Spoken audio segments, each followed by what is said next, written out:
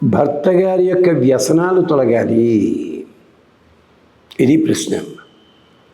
నేను సమాధానం మాత్రమే కాదండి, దానికి మూలం ఎక్కడుందో అడుగుతుంటాను. ఆ వ్యసనం మొదటి నుంచి ఉందా, మధ్య లోపల ప్రారంభమైందా, అది చూసుకోవాలి. ఎందుకంటే గుర్తుపెట్టుకోండి, ఒక చెట్టు పడిపోతే మీరు ఏమంటున్నారు? గొడ్డలితో నరికారంటున్నారు. గొడ్డలిని తిట్టకండి. ఆ గొడ్డలికున్న హ్యాండిల్ ఎక్కడి నుంచి వచ్చింది? ఈ చెట్టు నుంచే వచ్చింది.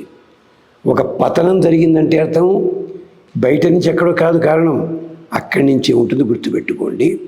అందుకని చెప్పి ఈ వ్యసనాలు తొలగాలి అన్నట్టయితే మీరు సంతోషంగా పొద్దున్నే శుచిగా స్నానం చేసి బొట్టు పెట్టుకుని, దయచేసి జడ విరబోసుకోకండి తల్లులారా.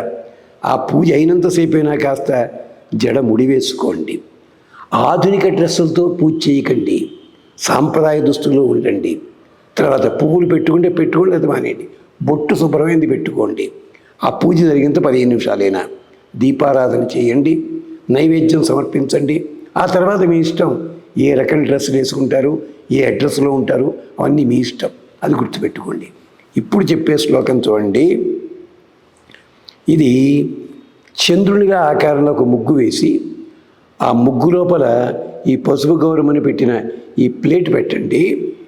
నమో శుక్లాంశవే తుభ్యం ద్విజరాజాయ తే నమః రోహిణీపతయే తుభ్యం లక్ష్మీ భ్రాత్రే నమో నమః. మళ్ళీ ఒకసారి చూడండి. సులభమైన శ్లోకాలు చెప్తే ఏమిటో చదువుకోలేకపోతున్నామండి అంటుంటారు ఫోన్ చేసి కొంతమంది. మరి అంతకంటే భయంకరమైన సమాసాలు సందులో ఉన్న స్తోత్రాన్ని బట్టి కొడతారే మీరు?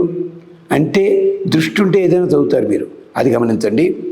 నమో శుక్లాంశవే తుభ్యం ద్విజరాజాయ తే నమః రోహిణీపతయే తుభ్యం లక్ష్మీ భ్రాత్రే నమోస్తుతే. ఎవరికి నమస్కారం? చంద్రుడికి నమస్కారం. చంద్రుడే కదా మనసుకు కారణము, మన అలవాట్లకన్నిటి కారణం చంద్రుడే కదా. అందుకని ఆయనకి లక్ష్మీ భ్రాత్రే నమో నమః. లక్ష్మి యొక్క సోదరుడా, మామయ్య, చంద్రుడు మామ కదండి, మామయ్య రక్షించవయ్యా అని అడుగుతున్నాం మనం.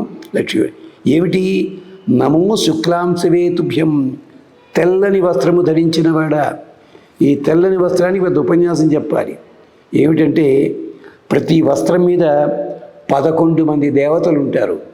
మొట్టమొదటి పద్మశాలి సూర్య భగవానుడు, అది ఎవరికి చాలామంది తెలియదు. అలాంటి తెల్లని వస్త్రం ధరించావు నువ్వు ఆ స్వామి. నమో శుక్లాంశవే తుభ్యం ద్విజరాజాయ తే నమః. 2 జన్మలెత్తావు నువ్వు. క్షీరసాగర్ నుంచి పుట్టావు, మళ్ళీ అక్కడ మరోసారి అలాగా.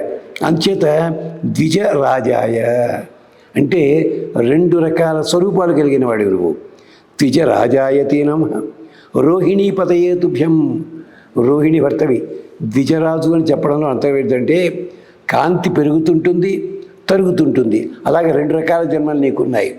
రోహిణీపతయే, చంద్రుడికి అందరూ నక్షత్రాలు ఉన్నారు, అందరూ దగ్గర వాళ్ళే. కానీ రోహిణి అంటే మాత్రమే చంద్రుడికి చాలా దగ్గర, మనకి పురాణాలు చెప్తున్నాయి. అంచేత అలాంటి ప్రేమని మాకు కలిగించవయ్యా అంటూ ప్రార్థన చేయండి ఆడపిల్లలు. అప్పుడు తప్పనిసరిగా భర్త యొక్క వ్యసనములన్నీ తొలగుతాయి. అంతేకాదు, భర్త ఇంటికి వచ్చేవాడు ఎలా ఉండాలో చెప్తాడు జనక మహారాజు. దానివల్ల వ్యసనాలకి దూరం అవుతాడు. అది ఇప్పుడు చెప్పినట్టయితే మీ మనసు కష్టపెట్టుకుంటుంది. ఆయన నీతి సూత్రాలు ఏం చెప్పలేదండి పాపం. ఎలా బిహేవ్ చేయాలో అదే చెప్పుకున్నాడు ఆయన. అది అద్భుత రామాయణం అనే ఒక నాటకంలో. అది అంచేత మళ్ళీ ఒక్కసారి ఆ శ్లోకం చూడండి. నమో శుక్లాంశవే తుభ్యం ద్విజరాజాయ తే నమః రోహిణీపతయే తుభ్యం లక్ష్మీభ్రాత్రే నమో నమః.